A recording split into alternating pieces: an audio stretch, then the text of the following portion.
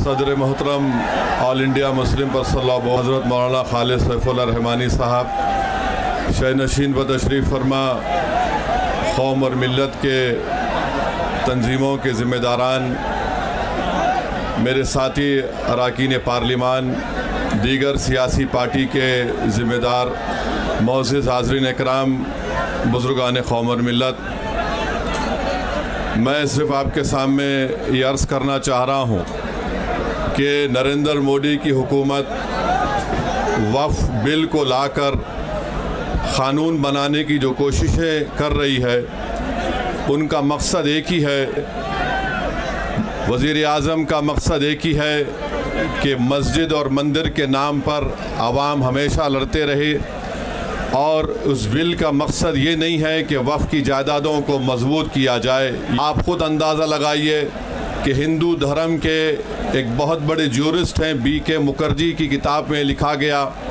कि हिंदू धर्म में बाय कस्टम बाय यूसेज वो मंदिर की जायदाद बन सकती है।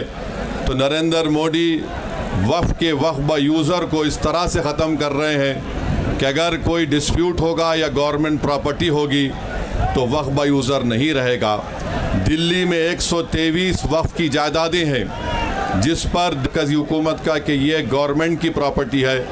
कलेक्टर को इख्तियार देने का मतलब यही है कि कलेक्टर हुकूमत के हक़ में फ़ैसला देगा।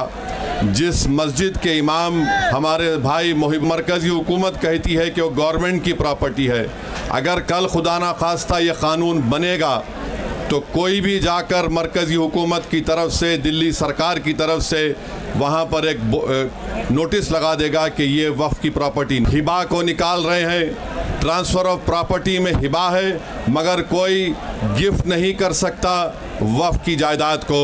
नरेंद्र मोदी आजकल भारत के हमारे फ़ज़ीलतुल शेख बने हुए हैं और ये बता रहे हैं कि अगर कोई मुसलमान होता है तो उसको 5 साल तक वो वक्फ़ को नहीं दे सकता है।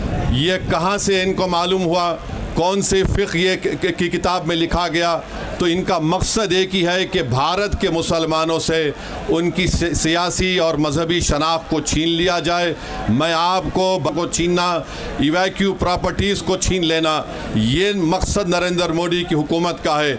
और हम कॉशन कर रहे हैं चंद्रबाबू नायडू को, हमारे पासवान साहब को और नीतीश कुमार तक कायम रहेगी अगर आप इस वक्त नाजुक वक्त में इस बिल की तायीद करेंगे तो आपको मुसलमान कभी नहीं माफ़ करेगा, क्योंकि आपकी तायीद की वजह से ये बिल क़ानून बनेगा।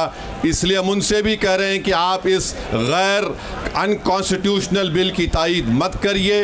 हमारा मुतालबा सिर्फ यही है, अगर हिंदू धर्म की प्रॉपर्टीज़ में, मंदिरों में, सिखों के गुरुद्वारा में कोई गैर सिख या गैर हिंदू मेंबर नहीं बन सकता तो मुसलमान के इस वक्फ़ में क्यों बन सकता है? तो ये तमाम चीज़ें हैं। हम उम्मीद करते हैं कि हुकूमत इसका नोटिस लेगी। अगर नरेंद्र मोदी इस मुल्क के अमन को ख़राब करना चाहते हैं, वो मस्जिदों और मंदिरों के झगड़ों में जारी होगी। मैं यहाँ पर शुक्रिया अदा करना चाहूँगा हमारे जॉइंट वर्किंग कमेटी पार्लियामेंट के तमाम अरकान का, और ख़ास तौर से कल्याण बनर्जी साहब का, TMC के राजा साहब का, DMK का, हमारे नासिर भाई का और मुहिबुल्लाह नदवी साहब का। हमने तमाम बड़ी कोशिशें की, हमने अपनी डिसेंट रिपोर्ट को दिया और